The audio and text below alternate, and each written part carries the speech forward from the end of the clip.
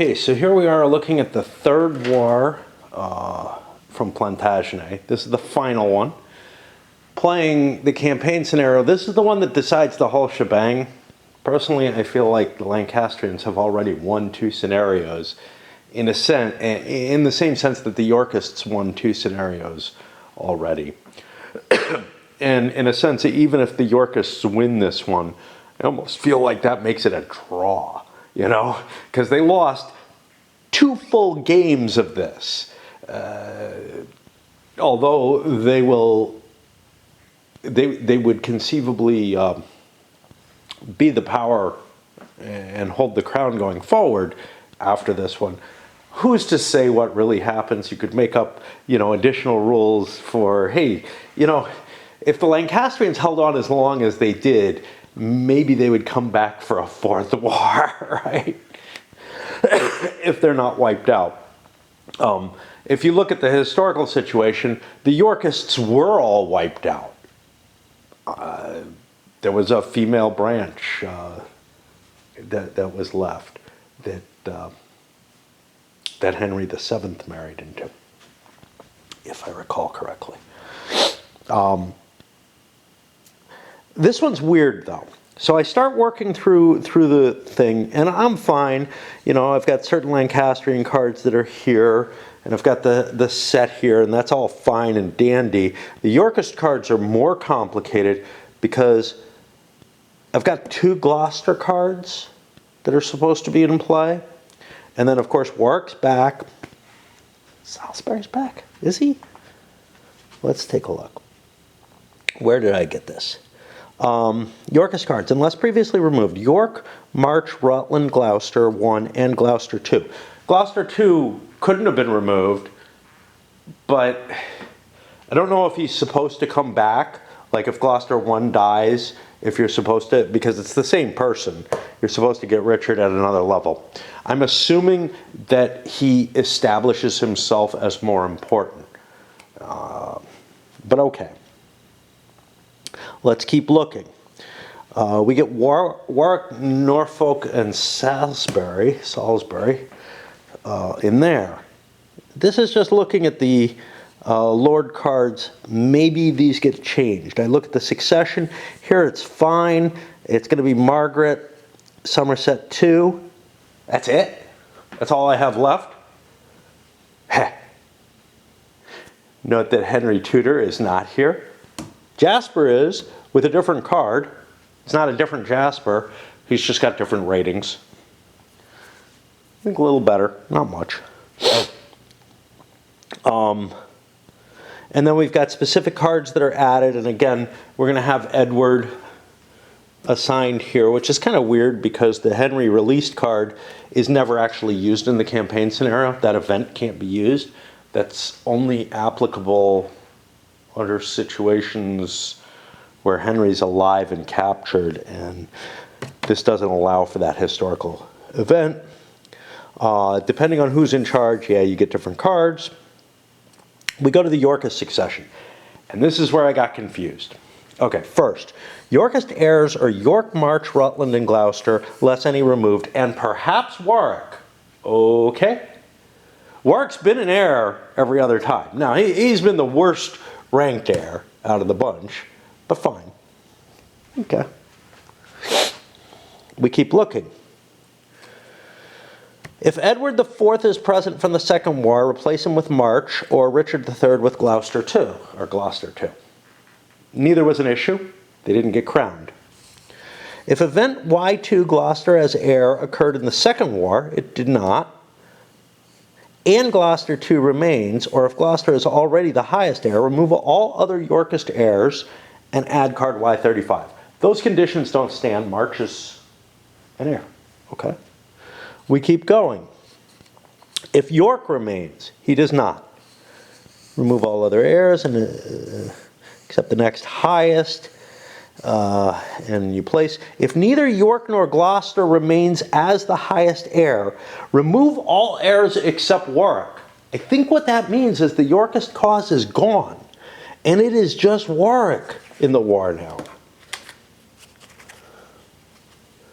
That's how I'm reading this. It's not what I expected. Warwick, who died, is coming back. I almost would rather see, you know, the Yorkists come back, but they're not. And Rutland's an heir as well, so he's gone too.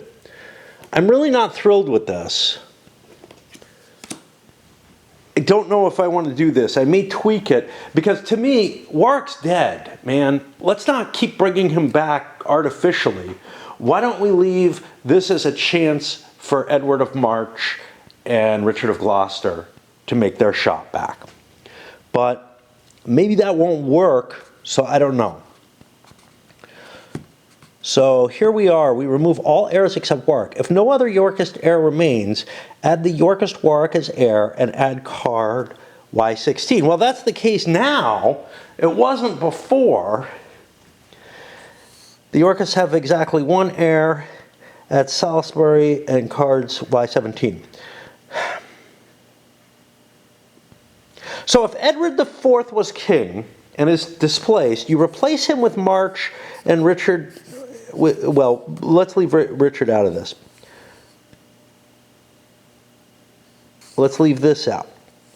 Let's leave this is unimportant. But then, so if Edward IV was king, got deposed, was still alive, he would be replaced with the March card, but then Warwick would show up. I don't want this. I just don't want it. Like, this is not what I feel. Warwick has come back as an undead once too many already. So what I am going to do instead, for whatever value it is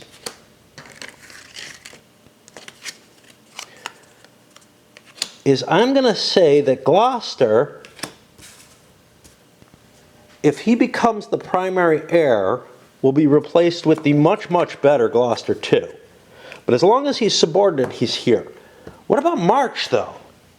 See, this is the fucked up part. If Edward IV was king, he's just gotten degraded to the secondary lord.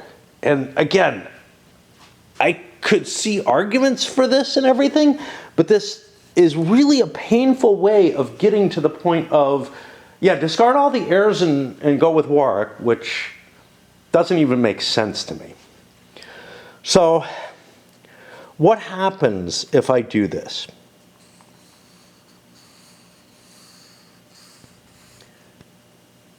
If Yorkists now have exactly one at Salisbury and cards 17 and 22.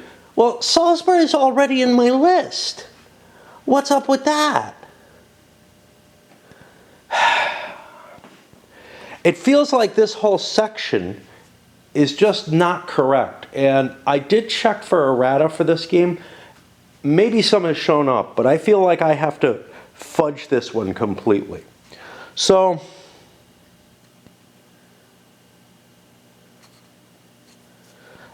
I guess I'm going to take... Salisbury was still kicking around. Wow, Rutland outranks Gloucester. Yeah, this is probably where some of the problem is.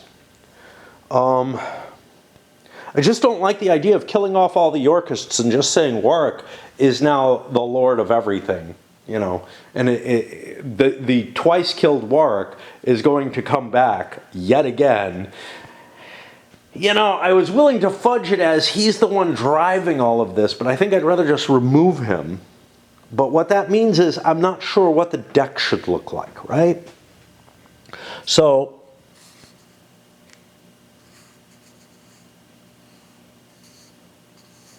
if neither York nor Gloucester remains at the highest, remove all heirs except Warwick. See, this is so fucked up because if Edward IV is present, you should just remove him from the last game. It should just say that. It shouldn't send me doing this step and then running down to this step and then removing him. If he's Edward IV, York is not there. York is gone. And we would already qualify for if neither York nor Gloucester remains as highest heir. I almost feel that Gloucester has supplanted the other heirs. He was the last one standing. So I don't know what to do. It feels weak. So carrying March around as my heir feels wrong.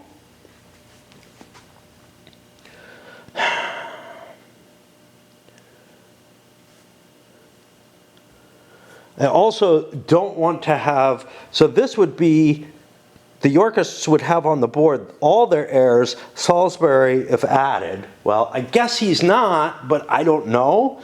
You know, has he just faded into the background? He was still an active participant before. Now, what's weird here is he shows up here as a automatic add, just like Warwick does. Norfolk comes from nowhere and becomes a power here. Of course, the Percys are just gone. They're no longer in the game, I guess. They've disappeared. I'm left with something where I feel like I have to craft my own game. Oh, another thing. This is, much like the Bosworth scenario or whatever, the Third War scenario historical, a short scenario.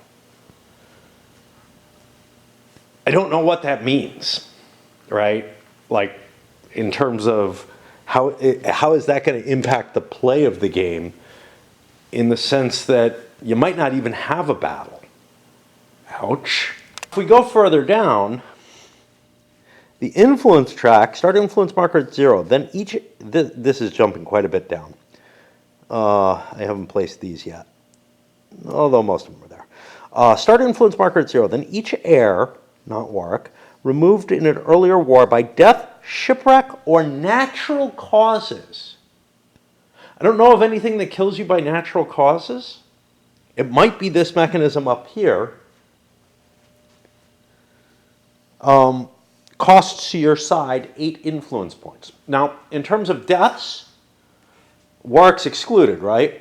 We've lost 8 for Henry, 8 for a Somerset, and 8 for York. So right now, the influence would be at 8 in favor of the Yorkists because of all the deaths, because there's more deaths that have happened on the Lancastrian side. Now the question is what I do with these.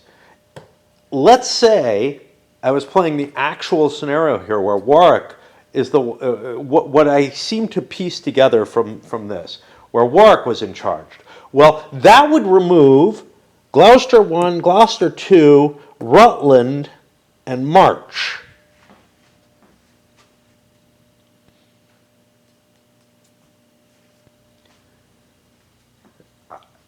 Although, I don't know, because Gloucester 2 was never really there, but he was in the set here and got removed because only Warwick's supposed to remain, right? So that's 1, 2, it's still one guy, 3, 4 more at 8 each, which would be 32 off of here. We'd end up at 24 in favor of the Lancastrians. Something feels kind of right about that, in a sort of sense. Like, the Yorkists should be in a really, really heavy bind at their coming back. Like, they really shouldn't have a lot of support, I would think. But again, I don't know what I'm going to craft out of this. This is not, I'm not going to play the scenario they're having because I'm taking Warwick out. I just don't buy that, you know, he's that immortal. But then the question is, how many of these lords do I leave in? So what are we kind of left with? Well, we're left with Gloucester, who I think his ambitions are such that he would not simply give up the throne. But I also don't accept that he would necessarily interdict his brother. So, his brothers. First, March. On a 1, I'm taking March out of the game as though he died of natural causes, which is mainly to say he just hasn't, he didn't push his case in the last one, and we're making up a new scenario here. On a 1, he gives up his cause. Otherwise, Gloucester et al. Are able to bring him forward. Okay, so we're going to keep marching the game. Now the question is Rutland. Rutland is a sort of a non-entity. I'm going to say he loses his claim on an odd die roll and is just, removed due to that. We get rid of him. That sets this down to 0. Obviously, the Lancastrians are doing a horrible job here. Now, honestly, by this point, Edward would probably actually be king and should have a card, but he doesn't. So what is the problem? Well, although Edward showed, because he was like 17 at the end of the Second War, if I recall correctly. Maybe I'm mistaken. But I thought he was, old enough, really. And that's a reason why he has troops here. Now, if that's the case, Margaret has maintained too much influence over him. And that's what's causing the problems here. The honest situation would actually probably be that Margaret would have allowed Edward to be king. He would rule. She might be part of a council or something like that. But the assumption here, because there's no Edward card, and I'm kind of unhappy about that. Like, I kind of want to use Edward IV as Edward of Lancaster. I want someone decent in there. He was showing promise, and it does seem kind of odd that he'd just not assume the throne in this. I wish they had put a card in for him. But how do you rate him? He never really did anything on his own.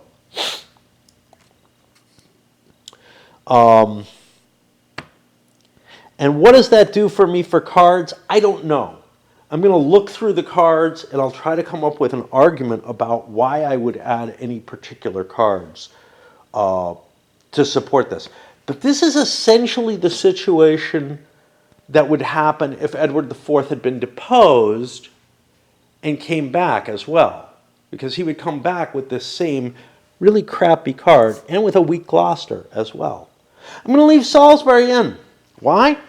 I mean, I'm not supposed to, but why not? And do we want to go with that big rising with all 4 lords on the board? Yeah, maybe. Maybe. I realized I've been screwing something up. And I've been screwing it up since the beginning. I've been having Salisbury showing up at York. Now, if we look here,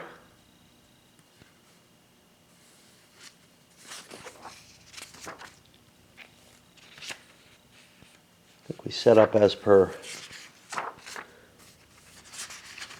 the Henry VI.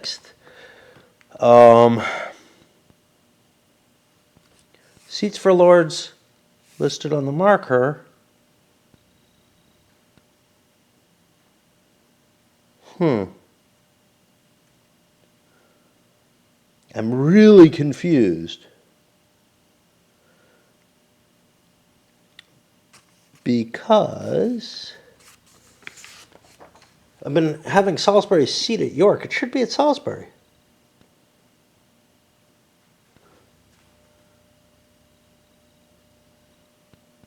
And I don't know why I've been putting it up at York, which is really weird.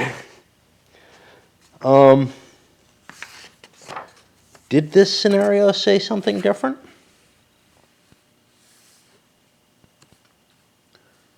Set up as per Henry VI. I really don't know why I've been putting them there. The seats for each lord listed on cards above as the locale specified on each marker.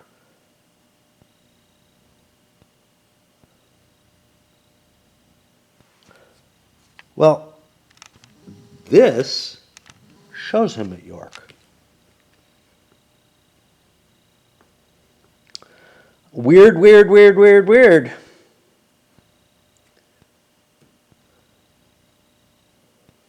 Seats for each lord listed on the cards above at the locale specified on each marker. It says York here. It says Salisbury here. Very odd. Okay. I think he just shows up at York all the time. See. Oh, I know what it is. I'm getting confused because this card says London on it. But Salisbury always starts at York. We're good. We're good. We have a new lord, though. We have Arundel. Right? Or no, Norfolk. Norfolk at Arundel. Going to add to the board. That's 4 lords. 4 characters. We're good. We go back here and try to piece together something we can use out of this 3Y.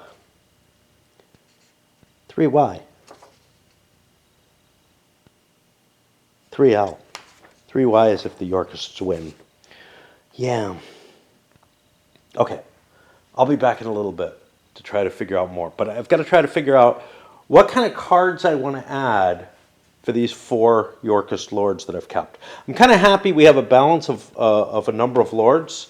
Of course, we're not getting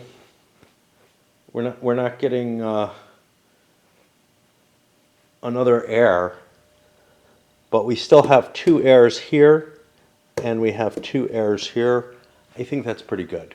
Salisbury has stayed loyal to the cause and is sort of the grandfather of the whole thing at this point, the only old man in the whole thing. I'm putting the 2 cards for him in, which are the same as if the Yorkists now have exactly 1 heir. Which would normally, like that would have been the case here, right? If no other Yorkist heir remains, then you add Warwick, then you add Salisbury. We're going with this setup. I don't think this is terrible. The deck's a little small. Honestly, when you go on the off history decks, they get relatively small. You're not adding a whole lot of cards. If we look at this, we added, let's see, where is it? 3 cards and 1 card for the Lancastrians and Yorkists. And then, you know, Margaret added 3 more cards, so 6 cards are added to the Lancastrian set. For the Yorkists, we were adding 1 card, and we're adding 2 more cards for Salisbury, which, no big deal, right? I mean, whatever. I looked at, like, the deck 3 cards, and unfortunately, those largely, and the deck 2 for that matter, and there's a reason that they're not being added in the scenario, and as well, why I'm not adding them, is they kind of presuppose the Yorkists are in control. Whereas the things that the Lancastrians are adding are things that kind of show the power of the crown still being there. Now, Henry VI is gone, but I feel like less time may have passed, right? I feel like Margaret's hold over Edward, this is sort of the time to make the rush, the final rush, and get rid of Margaret and Edward. And so this is what we're going with. We got the calendar box right. We did not get everything in here. The vassal markers. The Lancastrians have favor at London. And in each other lord seat marker. And the Yorkists have favor at each lord seat marker. The king will be at London. And all the Yorkist lords plus Norfolk will start in Burgundy. Coming in from exile, which is kind of interesting. All Yorkist lords per succession, which is, I think, including Salisbury. So we're going to have a whole bunch of Yorkists on the board. They'll be very expensive to keep in terms of influence. Margaret has frittered away whatever favor she has, so the IP marker is actually starting at 0. I'll be back in a bit. A couple of special rules on this. First of all, the victory check. all the way up to 45. You're not going to get an automatic victory in this one. However, you might get one through accrual of IP. But the way I see this scenario, you got all these Yorkists here. Their goal is to wipe out the Lancastrians. And right now there's one Lancastrian heir, Margaret and Edward. An attack and a landing at London could wipe that out. However, that leaves the Beaufort branch still alive. There's still a Somerset who's present. We don't, we're not drilling down to get to Henry VII here, right? We've got somebody, and he may have children now at this point. So the whole idea of like the Tudors taking power is less and less likely here. For initial setup, though, he's not on the board. He's the only one that doesn't show up on the board, even though he's supposed to still be around. I guess I put him somewhere. I'm going to put him on the first turn, available to be mustered whenever, because why not? There are no instructions for when to put him in. I think the assumption is that there would only be one heir remaining in the game at this point. Well, there are two. And Margaret is the queen. She gets this. There's nothing that said remove Somerset for any reason. So he's in the list here. We've got an improved Jasper Tudor, but not terribly improved. I think he has more troops, etc. I am not absolutely certain. I could dig up the card and check. He doesn't look that much better. He's not a marshal or a lieutenant or anything. Over here for the Yorkists, things are weirder. Edward has been following Gloucester's lead. He'd never received anything that gave him any kind of marshal or lieutenant capability. Gloucester still has his lieutenant capability. We're keeping him in there. And he could get significantly better if he's the remaining heir. The removal of Rutland, I think, is just for the best. As it stands, I almost feel like there are too many Yorkist lords here all at once. But that does give them a military capability to try to smack down the Lancastrians more quickly. We'll see how things work. I get the feeling that this third scenario, double off the rails with two Lancastrian victories, is sort of the least well thought out of them all. So I don't feel too bad about having kind of scrapped it together, as it were. As far as I'm concerned, the Lancastrians have won. But I believe the Yorkists won the War of the Roses as well. And then, something else happened afterwards. And this is the question. Does something else happen afterwards here? Did the Yorkists finish off the Lancastrian line? Now, what would that mean? Look, I don't know. It depends on how many years have gone by. Is Henry VII like the same man who was raised in exile and crossed over? Or would he just accept this, because he's been, raised as relatively a minor lord under the Tudors? Sure, they're fighting here. With a relationship to the Somersets, but a really iffy claim on the throne. Honestly, the Yorkists had a better claim, many would say, than Henry VI did. So there's a good argument for why the Yorkists are rebelling here. And someone who was raised, not in exile, not being told you will be king someday, seems much less likely to maybe have have become, what Henry VII did. Anyway, we're doing this more for shits and giggles than anything else. I really do feel like both this scenario and the one that I'm creating are really going off the rails. Nice thing is they're relatively short. We'll get to see what happens, and we'll get kind of a kick out of it. The person I think least belongs here is Norfolk. The problem with him is that what you've essentially got is you've made an assumption that the Lancastrian crown, that Margaret essentially, has pissed him off, and he's gone over to the Yorkist side. Presume that Salisbury has been in exile along with the other two, the two heirs, well, the three heirs, and it feels like it's going to be a fight. We'll see what happens. I've got really very little,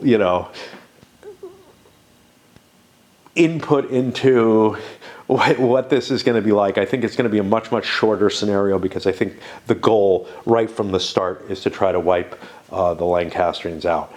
Is that the wisest goal? I don't know. But I'm starting with so many lords. I want to try to take it back militarily, and I do feel like from sort of either a historical viewpoint or a role-playing type view of the whole thing, that's what should be happening in this one. So screw it, that's what we're gonna do. Whatever time it is, it's dawn. Again, my time is screwed up because I no longer switch away from daylight savings. I haven't done this since I haven't dealt with daylight savings switches since I was living in Arizona, and it's confusing me more nowadays. When I was working, it was okay because I kind of knew both times because I had to pay attention, but now I don't. Anyway, we're at a levy phase. You know what? Chicken butt. I think I may have screwed up last time. This is the first levy, which means we get our cards as capabilities, and I don't know if I did that in the second battle. I know I did it in the first. So let's see what we get. Well, this can only go here, so it must. And England is my home. Disbands to the next calendar box. I'll put it on Norfolk. It's not really a good card, especially in this scenario. I want battle cards and such not. And over here, Haywain's always useful. And pick yours. I only have one place I can put this, so it's got to go on Oxford. What does it do? Gives him better armor on his men-at-arms. That's cool. The Haywains, I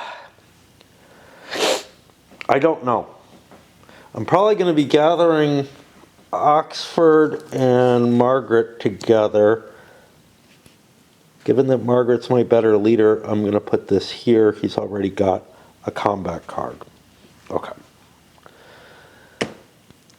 There's no pay on the first levy. Exiles and vassals, there are none.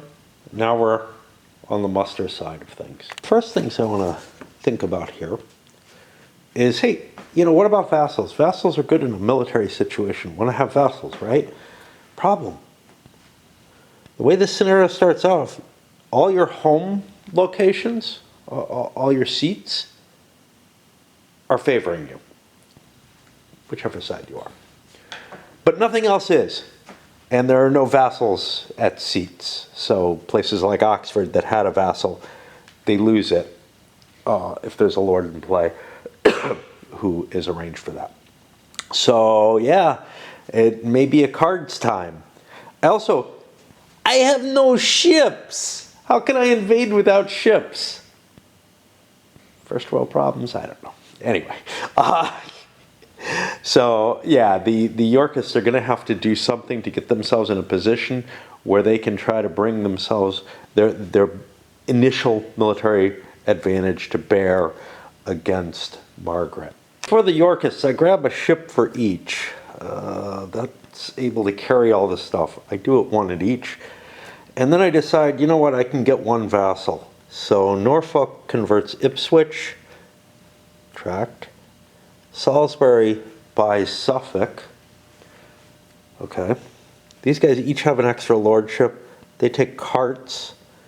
And then these guys each take culverins and falconets. I'm hoping one battle will be enough to direct the attention here. Now we go over to the Lancastrians. You know, if the Yorkists are going to start mustering vassals, we are too. Margaret grabs the Yeoman of the Crown. I think that's too valuable a card not to grab, and converts St. Albans. Did them in the wrong order. Should have done the St. Albans first. Oxford grabs Essex and some carts. Why? Well, because raising troops is problematic. It really is. Having that 6-point troops is the more valuable. Having a vassal, I have the advantage in vassals. They've only grabbed one. I've started with one. Now I have a second. I have the Yeoman of the Crown. I feel like if I can get these two together, I've got a pretty good, powerful force. It's still not the equivalent of 4 lords, but they can only get 3 in the front line. And then, to make things worse, Jasper Tudor grabs a boat, great ships. He has a lordship of 3. Grabs a extra cart. The great ships can haul that, but the biggie is that the great ships can sail me anywhere. Another option would be to try to convert Harlech and stuff like that, but I think this is a battle scenario when it comes down to it, and not much more. So that flips me over to the campaign. I don't want to program it. I'm feeling like really, really mentally engaged and alive and everything in a way that I don't understand. Oh, look, interesting sky out there. But there's just this strong negative to continuing to fight, to the idea of pushing on, programming out the attack and whatnot. But I feel like I really should. Like, there's this charge in me. You know what I really should do? I really should go down and get my garbage cans. I left them overnight. So I think I'll do that instead. Here it is, Thursday. I was awakened a little early. I think it's like 3 p.m. Kind of an interesting view outside. Because I've moved it somewhere. I don't know where it is anymore. A stupid fucking is sitting right on top of there. Carbon monoxide detector. The batteries went out. I think that's the last of my fire alarms and carbon monoxide detectors. And it's funny, they wouldn't let me buy the house. The inspector found, you know, the carbon monoxide detectors weren't working or something like that. So they had to replace those before I moved in. And, you know, it's been 5 years or whatever. They just take a couple batteries each, but it's like, yeah, like I care. You know, the fire detector's a little bit more, but dying from carbon monoxide sounds pretty nice comparatively, right? But I've taken all the fire detectors out too. They're just too much of a hassle to maintain. I do this everywhere I live. It takes a few years and eventually the beeps get me. Sometimes I replace them. I think in Phoenix I replaced them once and then gave up. But in addition to being up a little early, another GMT game arrived, this time Prime Minister. I'm falling behind so far and have so many and really should stop ordering, but I just can't help it. And now the fall sale's coming up for GMT, as well as MMPs, which I went to visit their site, and another buddy of mine, an old buddy from Buffalo, mentioned this on Facebook. He went to the site, apparently the same as I did, hearing it was active or whatever. And there was just no sign of it. They've changed the website though, and it's like, am I seeing the right thing or not? I just saw a list of pre-orders or something. Apparently it doesn't go live until tonight or something like that. I don't know. You know, somebody tells me something's live and I go to it and then I've checked it out. I don't think that there's anything I want to order from MMP, but often I get surprised. Like usually, I think I'm kind of caught up on their fall sale stuff, and I'm kind of like, do I really want to keep ordering OCS games? I think that's all they're putting out anymore that I'm at all interested in, and it's like I'm so backed up on them, and really not interested in most of them. I really want to play DAC. I don't know why I keep paying for these other things, and then I buy, oh shit, like Jesus, I don't even know where it is. These huge ones, well, like the Greatest Day here. That I'm like, yeah, they're putting out a whole series of them that I think you can link together and play D-Day on some, you know, the Longest Day type scale, maybe even bigger than that. And it's like, yeah, but I really don't want to, you know? Yeah, I actually kind of need a good D-Day game, but that's not it. It really isn't. Okay.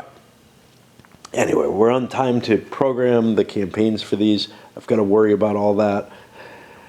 I should have done it while I was buzzing last night and felt like I knew what I was doing. I don't now. My head is feeling foggy again. And on top of that, my vision's blurring. Maybe it's the carbon monoxide. I don't think so. I think something's just fucked up, like it's one eye. So the plan for the Yoikis is to land at Ipswich in order, or Ipswich, or whatever you want to, let's just drop. All right, let's stop making it. And so that requires Gloucester to use his one card. Then I'm using someone else, it kind of doesn't matter who, they all have command 2, to grab some supplies, move Gloucester again. That's going to get me to London. Another supply or whatever. He's actually kind of the most likely to survive, so I'm just putting him there. Although he doesn't have much valor. He has this, which helps. So I'm alternating with him. Then back to a, hey, do something, you know, move and then set yourself up again. Assuming we survive. The base goal, let's land and hit Margaret. We're counting on Oxford getting together with Margaret. We don't care. Similarly on the Lancastrian side, gather the troops as quickly as possible. I think this is just going to be a bloody fight. Are we sure? No. But Oxford has to get in. Everybody's got some food, some coins. Tudor, he needs to sail.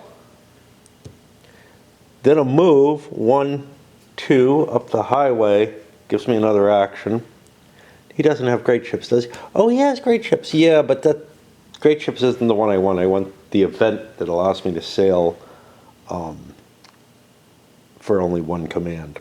So this uses the entire card. This moving into place. Then I guess some sort of supply actions. Jasper comes with 3 actions. Seems like the best. And then 2 actions with Margaret to move this entire force. My 3 lords as needed. That's 2, 4, 6 cards. That gets us done. Both sides are counting on this falling into a fight. I have no idea what he's doing. He might do something exciting. Maybe he has great ships and will land and start contesting elsewhere. But I need to gather my army just so that I can face him entirely. Let's see how that works out. I don't know what the timing is. Both people are doing what they can to get their armies into London as quickly as possible. I shot a couple of instances in. We got the Yorkists here. They did some seaborne supply, get a lot of provender together. I can actually carry it all. That allows me to bypass St. Albans if I need to, although I might do a conversion on it because Gloucester has a 3 command rating and he's the one who's going to be moving me. Over here, Oxford's already gotten in.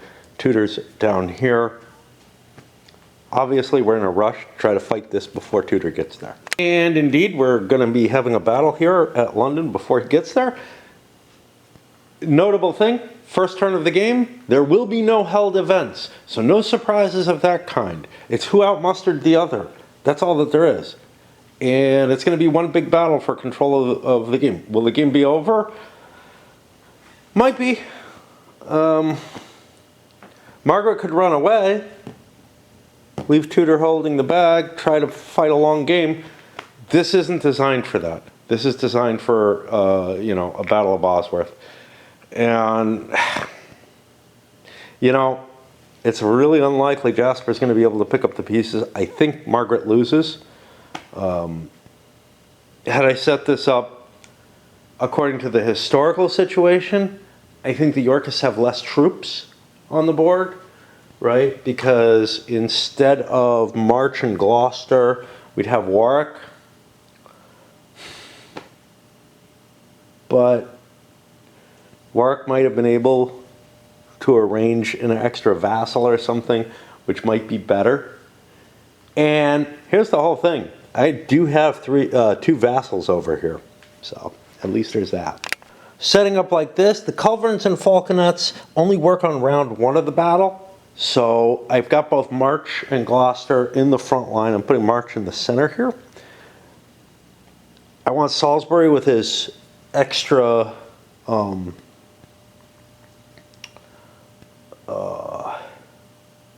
extra vassal lined up to face Margaret across from him. Oxford is taking the center on this side.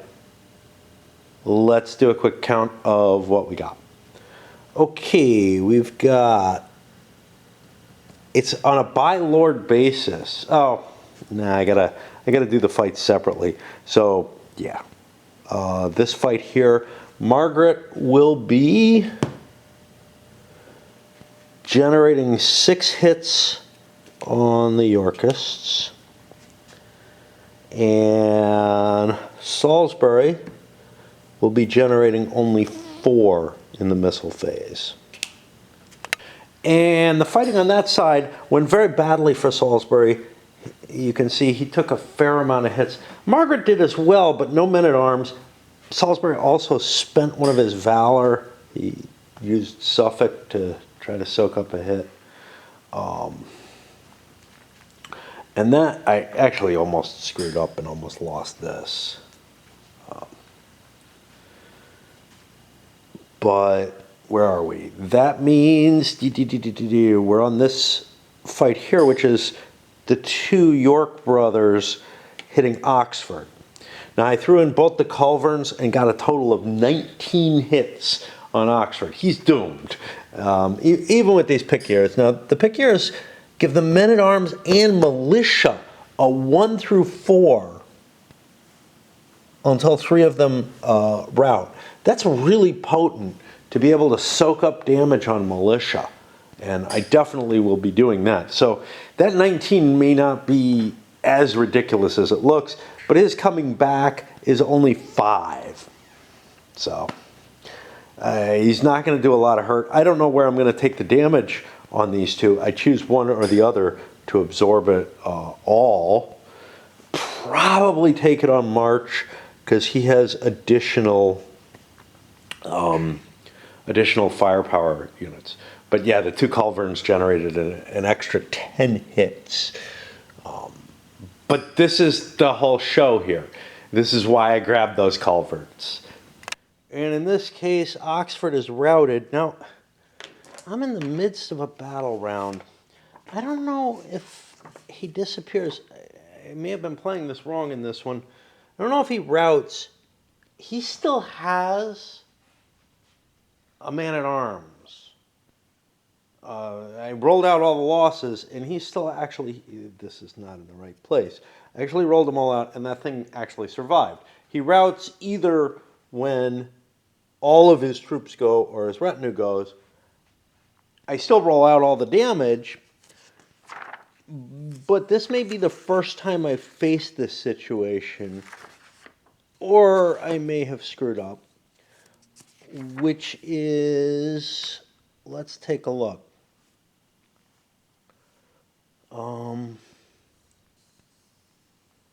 Forces are out.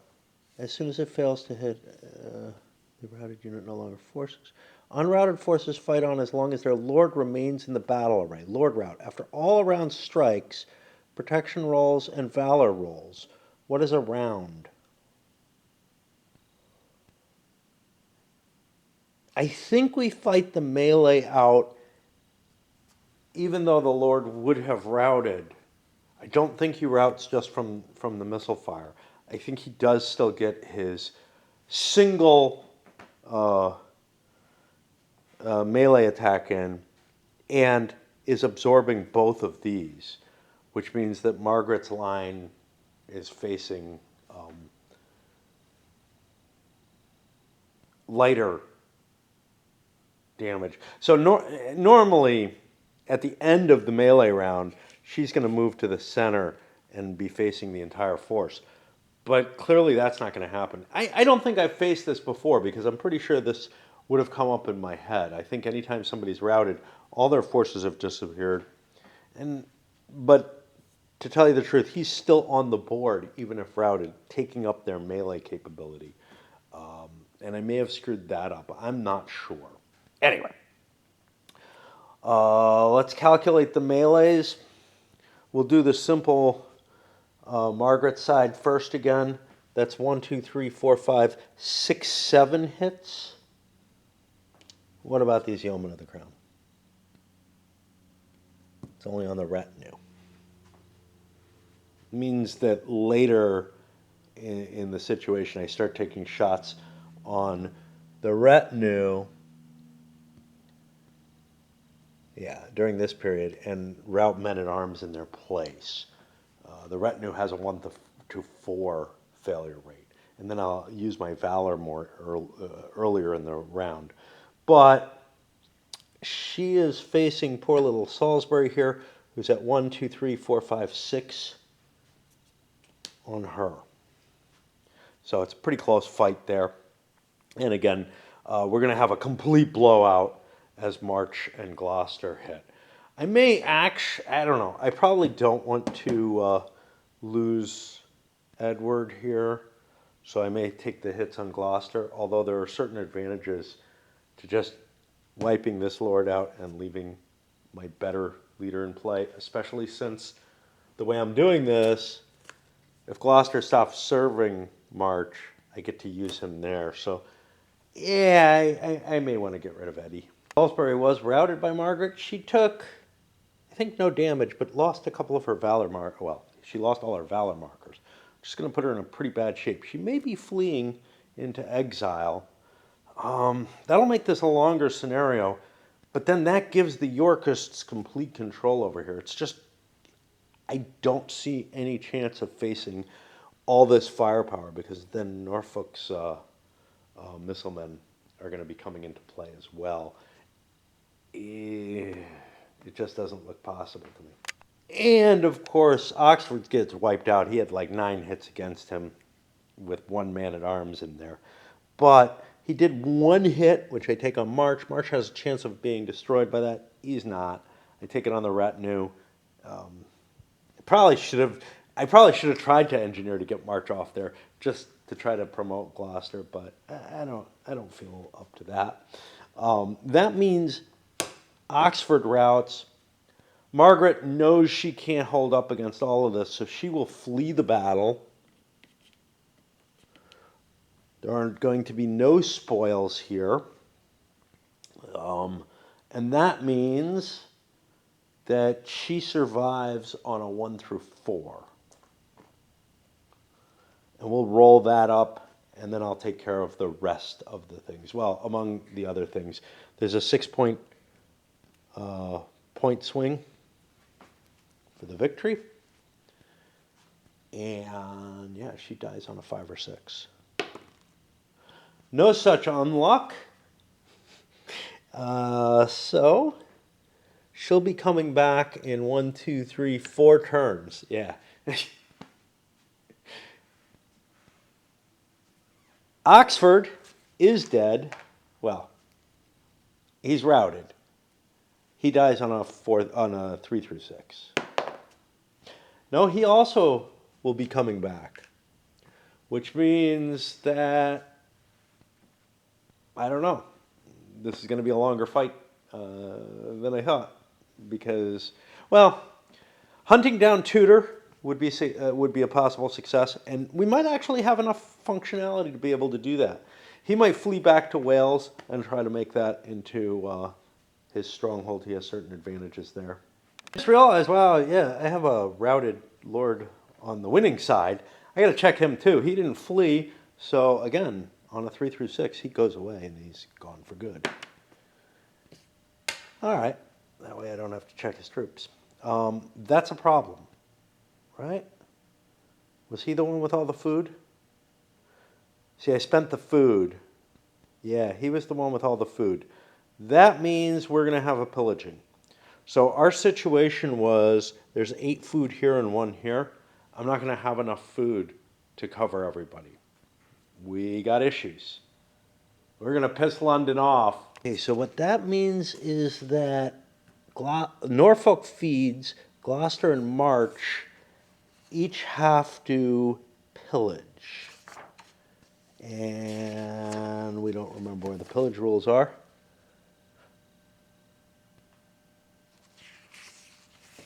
The index on this one is multiple pages, 3.21, 4.7.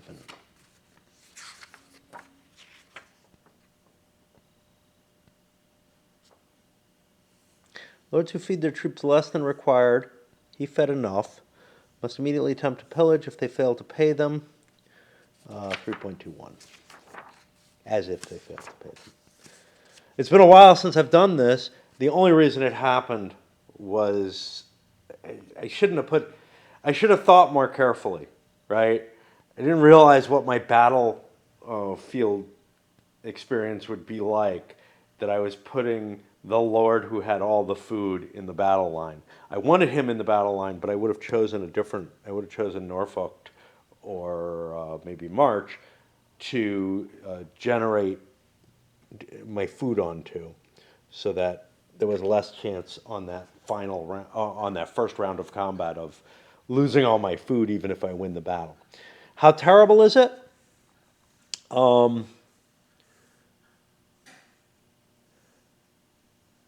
Here's the procedure. Add coin and provender to the pillaging lord's map.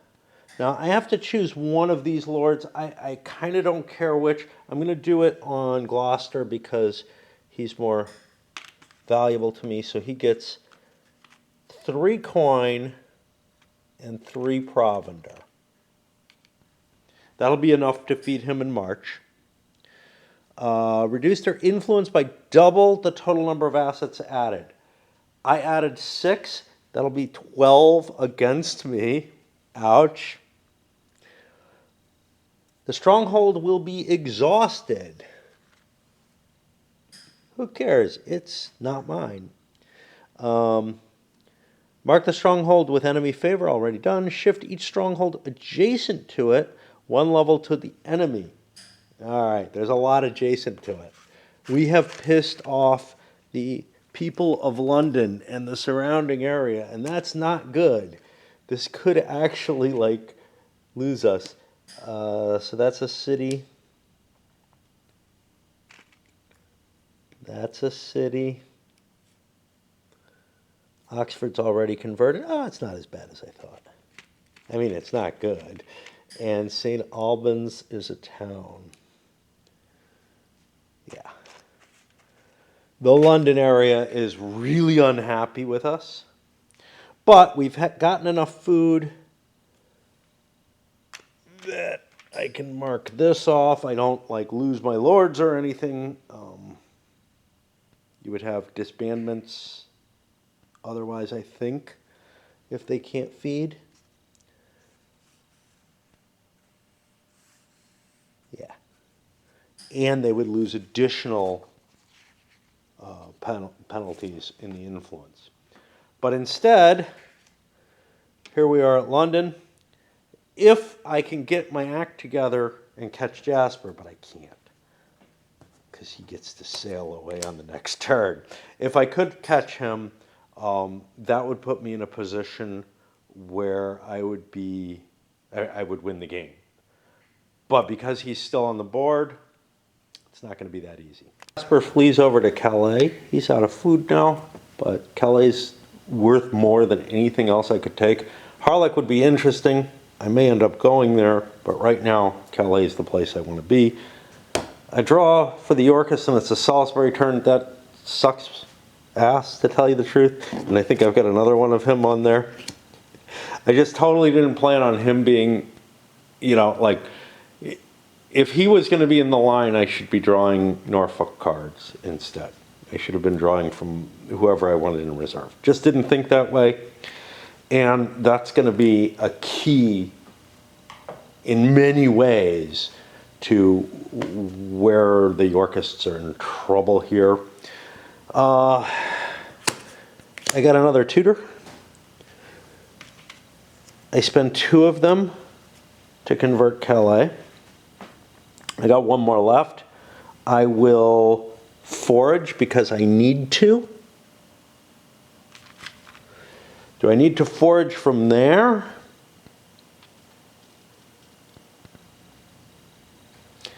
I can forage using ships, but yeah, I can only carry 2 stuff anyway. Screw it. I'll just forage using my boat. And grab that. That gives me the last Gloucester. I don't know what the hell to do with him. He needs food. He's in an area that doesn't have food. He's surrounded by areas that don't need food. He's going to need to parlay.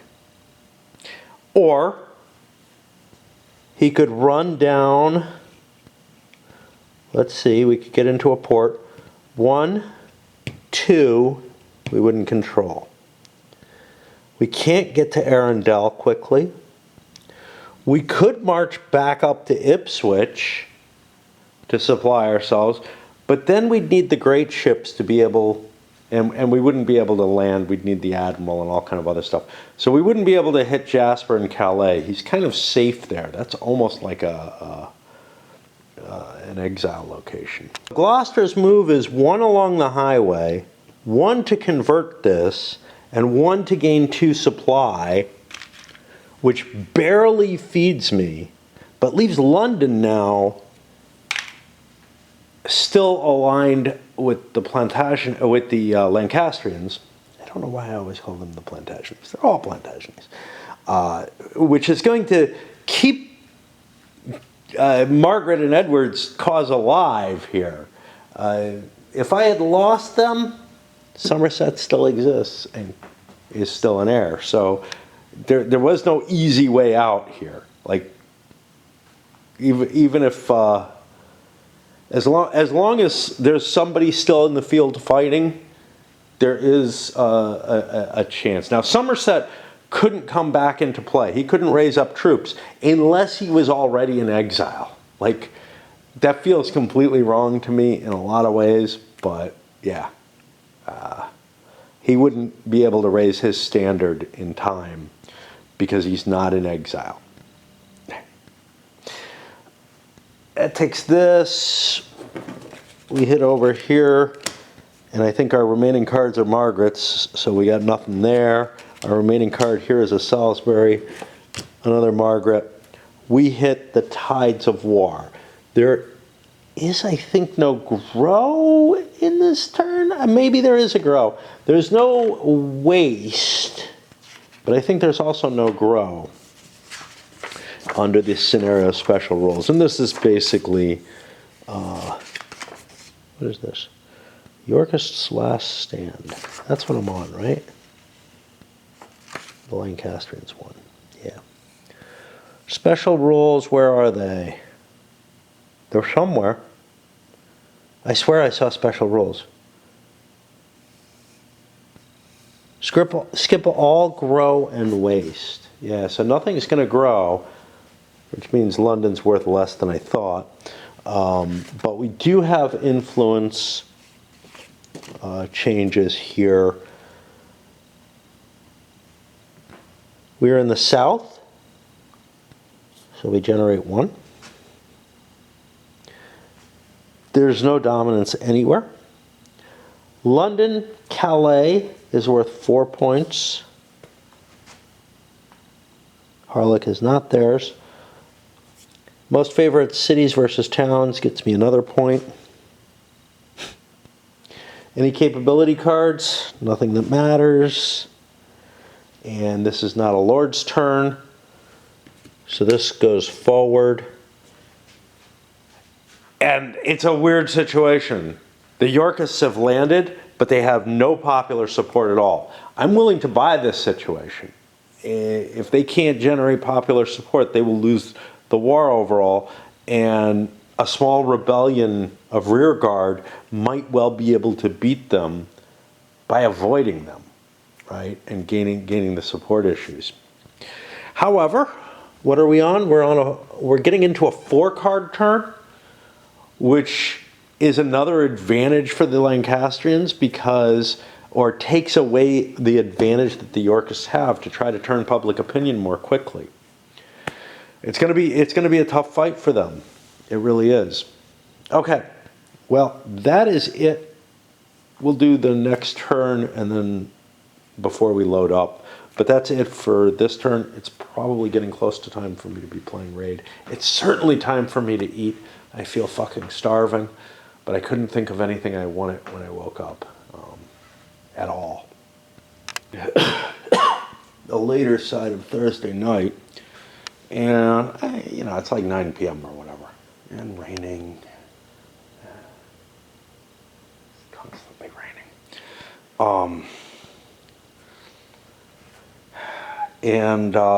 Here, the situation we're in is the Yorkists won a major battle, destroyed, knocked Margaret and Oxford off the map, and knocked the Lancastrians down to just one leader who's hiding out in Calais. But Salisbury's troops failed him. His wing collapsed, even though there was a reserve and everything. Somehow or another, all the food and money he was carrying, the money might not be with him, right? The way the game operates, money's never plunder or whatever. All the money that all the food that he was carrying, all the carts and all that all disappeared. Somehow or another, the people of London not only snuck away with everything Margaret and Oxford and were carrying, but they also stole Salisbury's stuff. And unfortunately, I was counting on Salisbury's stuff to get me through because I fucked up. Right?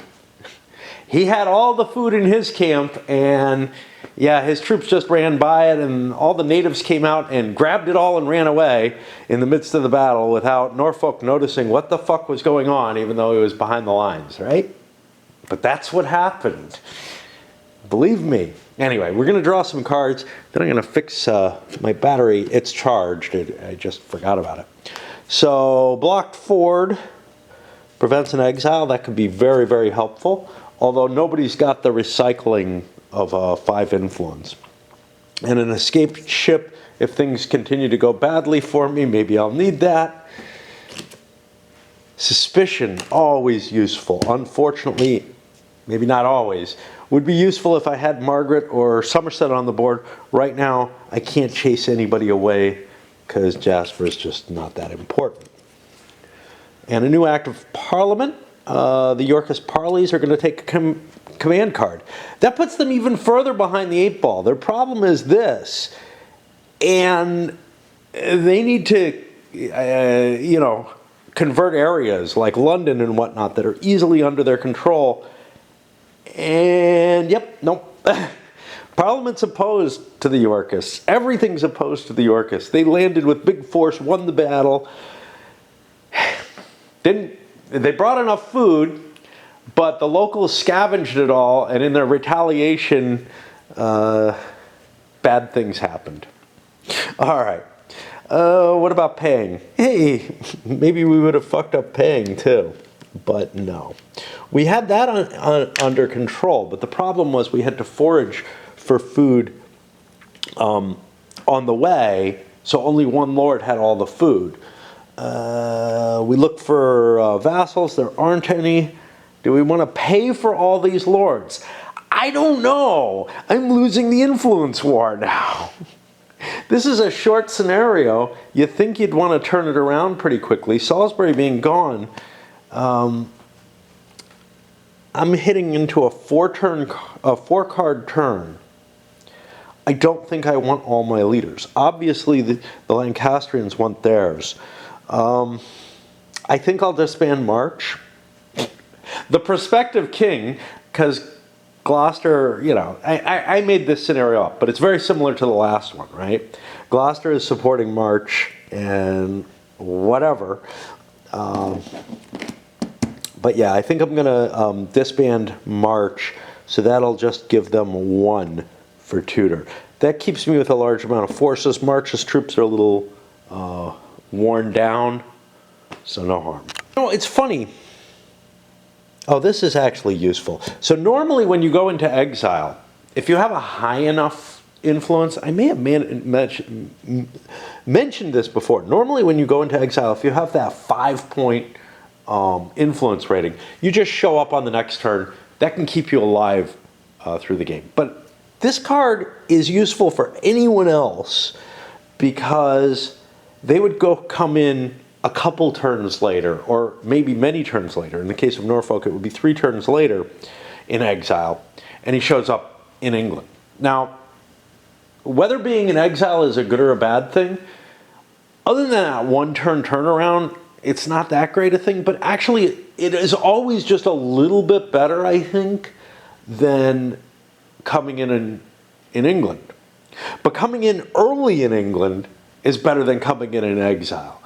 I find it very, very odd that once you go into exile, you actually have an advantage. Like fleeing, now you can't flee into exile except just before a battle or due to certain cards or whatever. You can't just declare I'm going into exile. But it does feel really weird that like, they trapped me. Darn! Now I get to go into exile.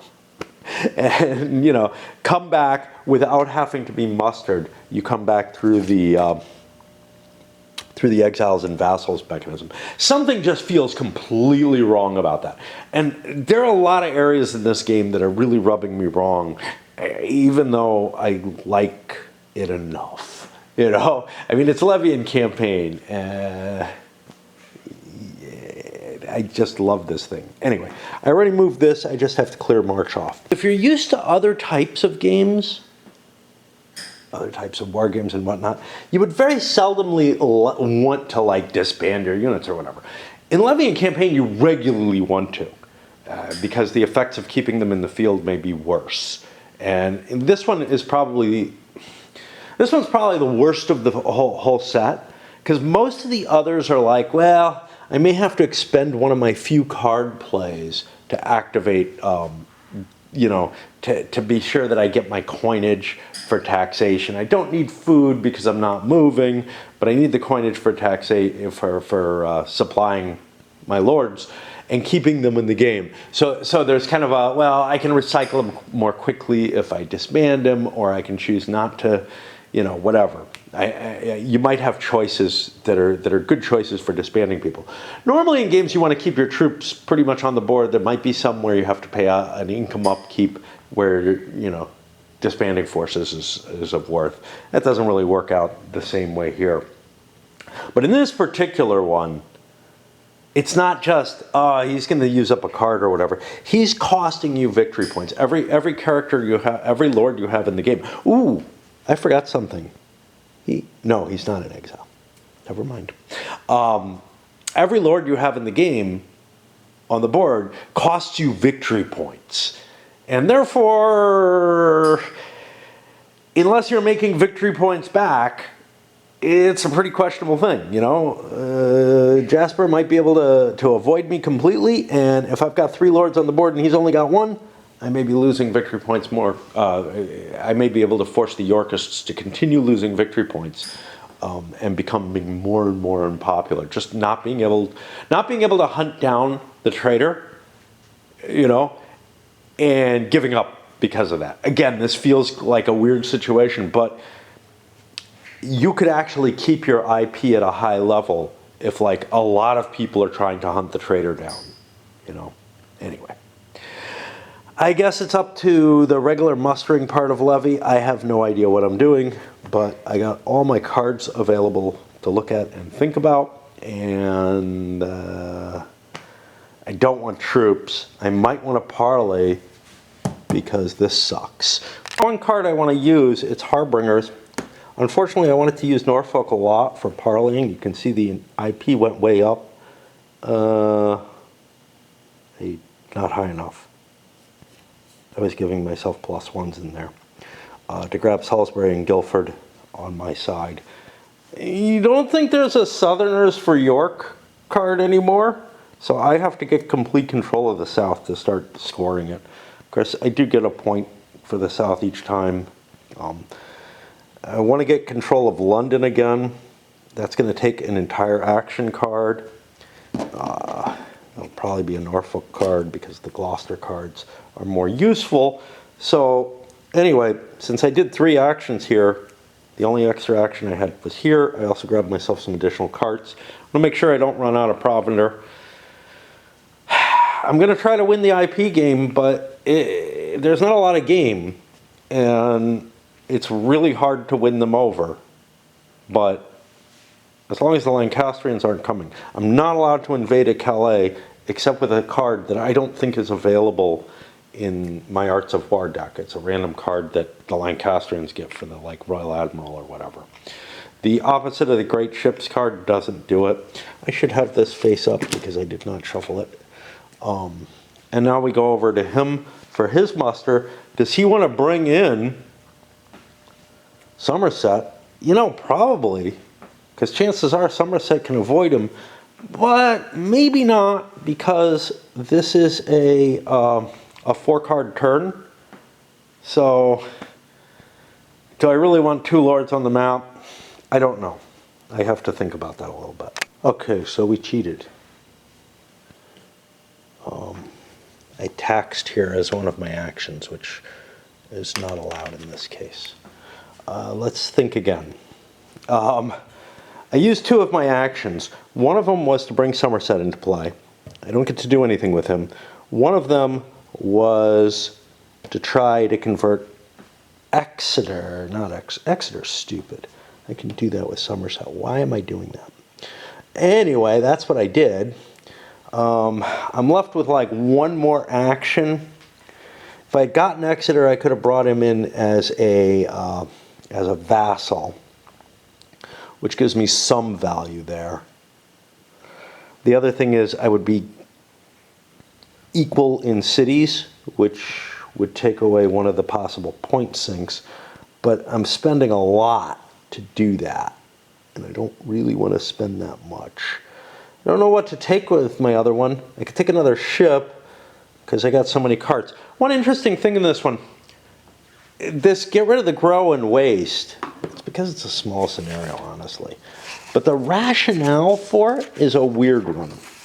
The rationale for it is ravaged land. Now, is this the same as in the My Kingdom for the Horse? Yeah. That feels really weird to me. Because the land wasn't ravaged. Like, the land is ravaged in all the other scenarios late in the war. And it shows up with the plunder, with the depleted and exhausted markers and all that. Here, it's called ravaged land. I don't think it is. I think it's, let's make this scenario short and let's not deal with this aspect, and let's make sure, you know, people move on and not use the basic mechanisms. Which is a little weird, but what it does mean is I never have to worry about, like, I do have to actually worry about taxing, and I might as well tax to the maximum. unlike in other games, I can now get those loans without any problem. Loans that I couldn't get before that would wear out, well, because the land is ravaged, those are going to last longer, right? That, at least that's the term that's used here. The reality is this is just a fucking abstraction because of the short scenario, as far as I can tell. But it's really annoying the shit out of me because it's called ravaged lands, right? Like, it's not ravaged lands. If you think about it, Richard III, before Bosworth, England was fine. The only problem was that Henry showed up. And this is an analogous situation, essentially. The only rationale I can have for it is, hey, we don't want to deal with that stuff, because it's right at the end of the length of the scenario. Or the scenario starts with a waste turn, so like you can spend whatever you like and you'll get it back. But you don't want to do any of the things that you would normally do to prepare for a scenario when you're back here. But it's really disturbing to me that, like, primarily for the term. If it had just said short scenario instead, I would say, okay. It's kind of weird that you're not playing with those rules, but whatever. Because it has a real impact on the game, right? Like, it has a significant impact, the fact that I'm able to go from the beginning of a waste turn to whatever. Now, they have very little, other than the fact that the border lines are close. They don't have a hell of a lot of impact. So like here, look, the grow. What would that do? Nothing, because the game ends here when you reach this box. This waste, it would fuck things up at the beginning of the game. There's not another one to come. So it's cool that that's not there either. It's really just the length of the scenario. So I was going to say, wow, this is horrible. It's not really, because it doesn't have any impact because of the length of the scenario. But it has nothing to do with ravaged lands at all. And when you make choices to call things, to name things like that, it's a very Euro feeling, right? Where it's like, this is iron and it helps you do this. And it's just like, yeah, it doesn't really make sense, but people are like, oh, that's so thematic. Well, this is, oh, that's so thematic that it's called Ravaged Lands. It has no fucking link to the reality. It's not subject-based. It's theme-based, the naming. All right. What did I do then? So I did two things, right? I'm allowed 3. One of the things I did was tax, which I'm not allowed to do. One of the things I did was try for this. One of the things I did was not grab a cart. I had done that already. So I think I have 2 things left to do. I couldn't find anything. Oh, no, I brought Somerset in. So I've got one more thing to do. One more thing. Other than grab an extra ship, and there's no way to get rid of this, so I don't know why I'd do that. I'm really having trouble with anything. I guess I'll take another crack at a city. I'm not going to go for Exeter, though. We'll make it a cheap crack at a city. We'll go for Newcastle, because we're nowhere near that. And I don't think we're going to go up there. And we don't get that either. So, we've wasted our IP on... our advantage in IP on, like, bullshit. But, whatever. Whatever. That's all my musters. This card is still in effect. We switched to campaign. Oh, wait, this started over here. Right? I did move it, I hope.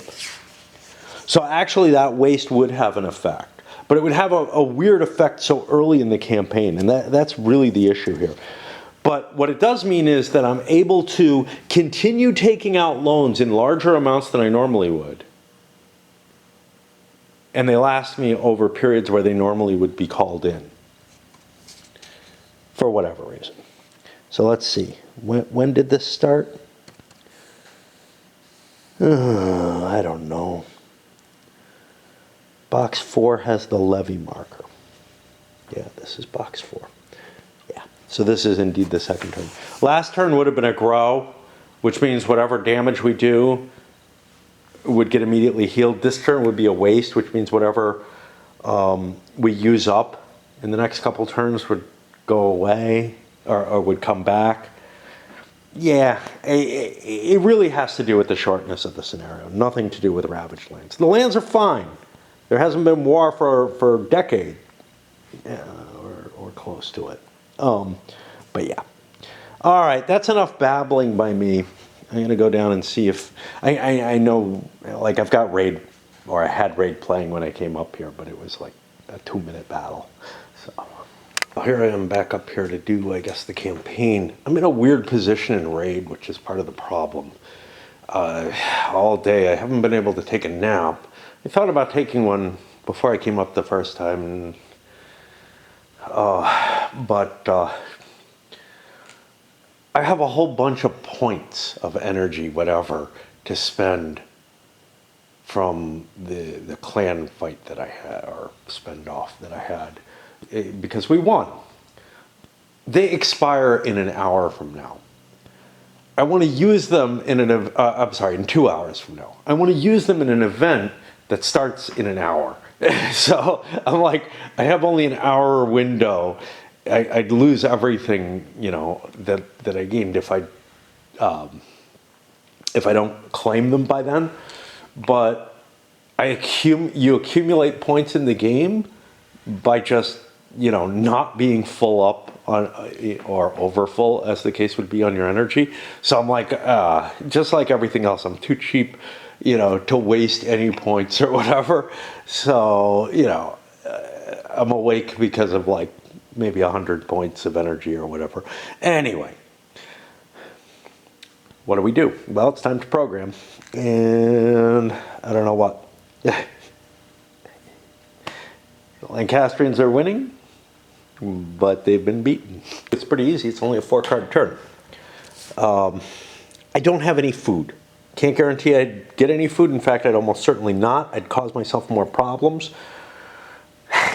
More than winning the battle and defeating Somerset would gain me. So I got to start off with Norfolk to grab me some food, and then I got 3 Gloucesters in a row with the intention of, yeah, let's just move over and attack him. If he's going to bring himself on the board next to me, this is just one move away. Now, actually, I could wait. I got the run on this. I put Gloucester first. Why? Because I can gather food with my first action with Gloucester. It only takes 1 action to get here. I can do 1 more thing. I'm set. And did I put them in the right order? Yeah. All right. Let's go back over to the Lancastrians. It was a screw up to start here. In the oops, I noticed my fuck up on the other guy's turn. Odd. I noticed that screw up at this point. This might make a difference because I might program a bunch of Somerset actions or something like that. I've got nothing that helps me, do I? I got a suspicion I might be able to win the battle. Anyway, odds I understand what's going on. I do. Which means I know that I fucked up. And that can help me choose not to pick a bunch of Somerset cards, among other things. I don't know exactly what's going to happen, but I know that this works. If I win the battle, Somerset goes second to last. That gives me a Jasper Tudor action towards the end. Could I switch these around? Yeah, let's do it this way. But I want to do Tudor first, not run him too far ahead. Nah, let's do it this way. I like this. This gives me some flexibility if I need to reinforce up there. But I could end up parted because of it. I do have the advantage though. Somerset's a good leader. He can knock Gloucester out using his suspicion card, and that'll leave it as a pretty much an even fight against Norfolk, which isn't too bad, honestly, given that I fucked up. All right, well, where do we start? We were starting with Gloucester. I know what I'm doing. I'm going to hit. And it's more complicated in that I have to supply. I need to use up 2 of my actions because I'm just going to run over to here. 2 actions allows me to supply twice. I can't do any parlaying if I'm going to do anything else. We're in there for a fight. Anything funky? They didn't play anything for that. I could prevent exile. I think you only do that if somebody tries it. He's not going to try it. Because what he's going to try is suspicion. I check influence. That's 1. I'm going to up it to 2. So then I get a 4. I could up it some more. I'm going to try to chase Gloucester into simply disbanding. It's funny, you can win the entire war this way. Like if Gloucester was alone, I could disband him and maybe nobody would be on the board anymore. I was a 4, so Gloucester goes away. It's absolutely terrible because if Norfolk wins, he has no food again. Oh, he counts as the attacker though. Let's do a quick count. There are no cards of any interest here. I've got the escape card if I want to. 2, 4, 5 missile fire over here. 2, 4, 5 over here. Got to get my Valor cards or counters into play. 1 extra for Norfolk. Equal effects. Both sides lost all their missile troops. So we're in a pretty equal fight here. What do we have? 1, 2, 3, 4, 5 hits over here. Same thing over there. And the only real difference is I've got an extra Valor on Norfolk. Let's see what happens. It's interesting. We're at the end of the fight, or we're at the end of the first round. Both sides are about equal again. There's not going to be any missile fire. I got a slight disadvantage now because I'm down 1 Valor marker. I can't see giving up though. I can't see surrendering. That's going to give a lot more influence. It's going to lose my leader.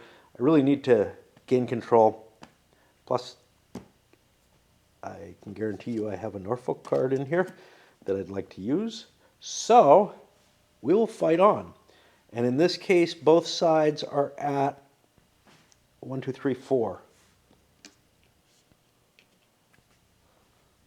Norfolk gets very lucky. He rolls 4 dice under a 4. Not so lucky for Somerset. It's only 3, not 6s, right? I'm just making sure here. Equal to the sum, yeah. Plus 1 per vassal. I didn't have any vassals, I hope. I think I actually did. I think a point, I probably got a point off. 1, 2, 3. That's okay. We have a death check for Somerset. Yeah, he's dead. And that's an Aragon. Does that affect anything? I don't think so. I'll have to look at the scenario, though. And then we make our checks here. Militia. Just because we haven't done this before. Maybe in the whole game.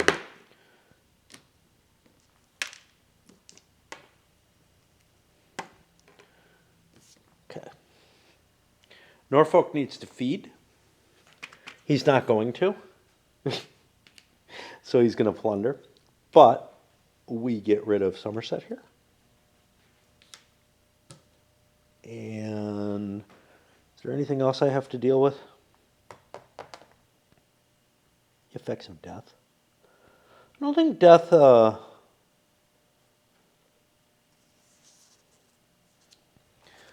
death doesn't cause you to lose more.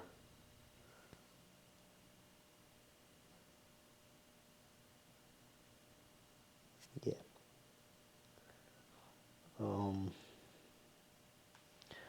But we do have to worry about this feed issue. I'll come back. Yeah, we'll take care of that. Okay, so what happens with the feed issue? I think here I lose twice the points. It was at 3 point something something. See, I remember some things here. So that's not failed to feed. Uh-oh. Lords who less choice. Pillage their location. Where is this? Add coin and provender. That's going to be 2 of each. So 3 coin, 2 provender. Reduce the pillaging side's influence points by double the total number of assets added. Ah, yeah, assets. So 4, I lose 8. Boom, there it goes again. Won another battle, didn't work. Oh, the stronghold's exhausted. Untaxable, that's okay. It's no longer anything. It's enemy favor. And now each stronghold adjacent to it shifts 1, and that's quite a few of these. And I have to fiddle around with the markers, but yeah, we're going to lose a lot more. And again, winning the battles, but losing our source of food just before the battle or during the battle, not a good move, man. Now, this one I get. I get that Somerset walked away with the food. That's a little different than the last one. The last one was like, yeah, the front collapsed. That food got overrun or whatever, but somehow the locals grabbed it all. I feel like the importance of having the favor in the area towards whether or not you get spoils is among the problems. Like, it just feels too severe. But what can you do? You can't convert the area. You know, if somebody's sitting in friendly territory, they do have a big advantage for defense, which is if they win the battle, they get spoils. You know? So this is what things look like, and more importantly, what the track looks like. Assuming I got everything right. We flip over the first card of this, and it's a Jasper Tutor. I don't know what to do with him. I don't feel like this was a terrible move given what happened. It was a close fight, but and winning it would have been massive. That would have ended the game. That would have been the end of the Yorkists getting rid of Gloucester and then Norfolk being beaten. So it was definitely worth it. But the Lancastrians are still way in the lead now. Even though they've lost both battles, I find this hard to believe. What's happening? Like, if they have no capacity to bring a military force on board, why would the other side leave? But anyway, I don't know what Jasper's up to. He has a big force. He might be of interest to bring into play and try to knock Norfolk out. On the other hand, I'm so far in the lead, do I really need to? Well, I am guessing that he's got a bunch of Gloucester cards in there and not a bunch of Norfolk cards. And I know I have a bunch of Jasper cards. So we can move here. It's got a lot of advantages, but here might have more because this is only a half move as opposed to a full move there. So we're going to sail to Exeter. Do that. Do I have an intercept? Do I want one? I do not. And I don't have anything I really want to do. I did my feeding. I spent my entire card. It's down to the very end. Norfolk gets to move next. I don't know what to do with him. He probably wants to run away. He doesn't have the forces to cope. At least he has some food right now. He has 2 command ratings. I know I have no more Norfolk cards. I need to end up at a Norfolk, at a Yorkist location. How can I do that?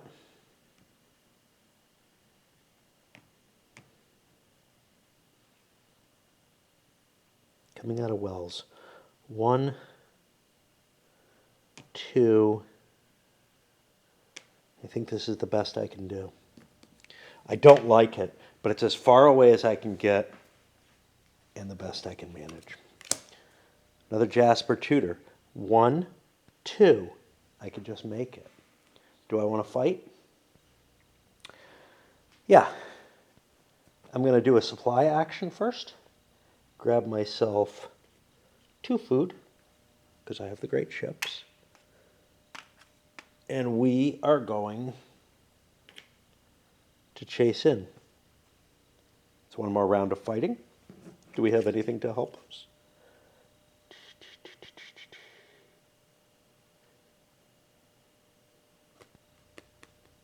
Who did I lose? Did I lose Gloucester? No, Gloucester ran away. I didn't lose anyone yet. I have a chance to save Norfolk, but it won't win me the game. It won't keep me in the game. Flip this around. Put a move fought, because who knows what it might imply. Missile fire, none. 6 shots of missile fire. There's almost no chance that Norfolk will last this, so you know what? I'm going to roll dice. We have valor markers. 2 of them there. Hey, one of them is in exile. What's up with that? 2 of them here. And what I'm going to do is no return fire. I'm going to roll. I could go to exile. That would put me too far in advance. Although there's a Yorkist leader available, there's no one available in the next turn. Yeah. So the war would be over. I would lose the war if I lose Norfolk, if he leaves the map, no matter how I do it, exile or anything else, because he doesn't have the 5 influence. So I have to fight. It's not good. I'm facing 6 hits. I'm going to roll 1 at a time on men at arms. 1, 2, 3. 1, 2, 3 hits. I throw a valor to re-roll that die. I succeed. Now I can keep rolling at men at arms. I have 3 more hits to make on him. Okay. Now I have to go to my retinue, who's on 1 through 4. The retinue survives. Now we're on the next round of combat. Now I actually get to do some damage, which is 4, but they do 1, 2, 3, 4, 5, 6 to me. Defender has to decide first what they're up to. I roll for my retinue. I've got 6 shots at him. 1, that's a hit, or not an armor. I save myself. That leaves me with 5. There's not much I can do about these. I'm out of valor. 1, 2, 3, 4. I'll roll the man at arms for no good reason. Okay. Meanwhile, we do still have to take care of this. I have 4 hits going on here. I will take those on the men at arms. I'm going to roll 2 at a time. 1's a hit. I'm going to re-roll that using a valor. Why? I don't know. That leaves me with 2 more hits. Obviously, I'm going to survive. One of them, I can't take against the retinue. 1, I can roll a valor, because I've won the battle. So I save my troops. I take no actual losses. Norfolk's been defeated. That will cause 3 more. I roll a die to see if he survives. He's dead. Actually, play upon death. Actually, I could have played this, sent him into exile to save his life. Okay. So he actually goes into exile. But he goes into exile. 6 minus 3 is 1, 2, 3 turns later. I can't use this. Wait, I'm going into exile. Nope, I disband into the next calendar box. It sounds like I've almost got a solution, but I'm not in exile, so I can't come back, which means the game is over. And we're in a Yorkist area, so I'd get no spoils, but I have enough food so I don't cause any hatred on my side. And that's it. This is the end of the Third War. The Lancastrians have won every single war. Some of the places, certainly in both this war and in the one immediately previous to this, they were in some really tight spaces. I mean, it looked like they got wiped out, right? You know, that invasion, it worked. Margaret was defeated in battle. What the hell happened? Jasper Tudor managed to slip away to Calais when he looked like he was about trapped. And Somerset shows up, gets destroyed. There's only one heir left. It's Margaret and Edward, but they're still there. If I wiped them out, it would be over. Like if Margaret had died, it would be over at this point. But somehow putting that Somerset here as some sort of, unintentional, but as bait, actually got me in a position where Jasper Tudor could take out Norfolk. Had to do with the cards that were out there and everything. This one went really, really nasty. It felt like a dirty knife fight going on here. No matter what the Yorkists were doing, they were losing public support. So if they hadn't engaged so violently, they would have had a really hard time to try to convert the country without wiping out the enemy. And honestly, the Lancastrians did a lot to help them hunt them down, right? The Lancastrians could have played a long waiting game. They didn't. So that's kind of cool. I got a kick out of playing this one. It was really, really short, right? Like, it only lasted 2 turns. But there's something really neat about the way it just, culminated and everything. I still don't feel like, like if the Yorkists had won this, I would say, well, history says, now they're the kings of England. They've wiped out, the Lancastrian line, although maybe they haven't. So why wouldn't there be more wars? Like, the Yorkists were basically wiped out. There were very few, people who could possibly make any kind of claim. And although, I got to tell you, Henry VII's claim was pretty damn nifty. But there were very few people who could make any kind of decent claim on the throne at this point.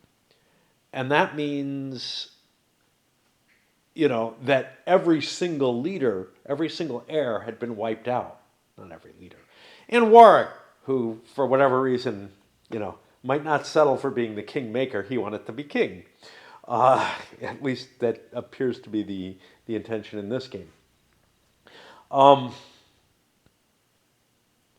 If this had ended with, say, a Yorkist victory, which could have happened just as easily, right? I mean, let's just say Norfolk beats Jasper somehow through some kind of magical fate, or he had something like this suspicion card because he has a higher influence. He could have chased Jasper away. Well, the game would be over, but Margaret and Prince Edward, who probably would be king by now, would be in hiding. You can't tell me that they wouldn't make some sort of attempt. There wouldn't be something. So it would feel really weird. And it does. It would feel really, really weird if they didn't win. What's left for the Yorkists? Well, you still have Gloucester and March out there. But you might convince me that they wouldn't be able to launch another attempt. It feels like the campaign is stretching, to an extent that, like, yeah, I could make a really reasonable argument for these guys would come back and fight again, and maybe Norfolk would help them, maybe not, whatever. But I can't say that with a surety, right? Like it might be possible that they would just throw in the towel, much as like the old Pretender essentially did. He made attempts, but nothing too major. But then if you look, it would be really hard to say that Margaret would turn her back on her son, who's probably the crowned king at this point. And in fact, that Edward would. Had they been beaten by some sort of, oh, we're in exile in a game which, allows people to come bouncing back from exile with their full troops and everything. We're in exile, but our last field army in England just happened to disappear, and we're not quite as influential as the Earl of Warwick is. You know, again, it feels like the narrative that you try to stitch together out of these three battle scenarios in the campaign doesn't quite fit, but I'm not surprised by that. It's really hard to get those kind of things to work really well. Like I said, I've fiddled around with Imperium Romanum, at least in my head, trying to think, is there a way I can make a grand campaign out of this that makes sense, that feeds one scenario into the next? At least with this one, you're killing off heirs, you're getting effects between the scenarios. It's kind of cool.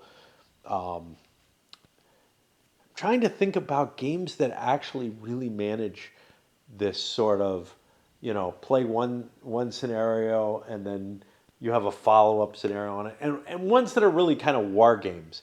And it's tough to do. One that kind of does is Grand Sequel here, but it doesn't do as good a job as I would hope. And you're always playing. There's a frame around it, right? There's no frame game around this. There's nothing that I get to play that manipulates the political elements that spark the return from exile or whatever. Something like Kingmaker, you're playing a whole game throughout the whole thing. But this, you're playing a scenario and then you're setting up another scenario based on, you know, some kind of weird projection that probably isn't easy to defend. Anyway, gonna send this up. I don't know when I'll get around to reviewing this, but I think it's a solid entry for those of you who just want to hear the final, decision. I like what it tries to do. I I guess I mean I don't know. I've got my gripes, but I've got my gripes about every game, don't I? All right, let's send it up.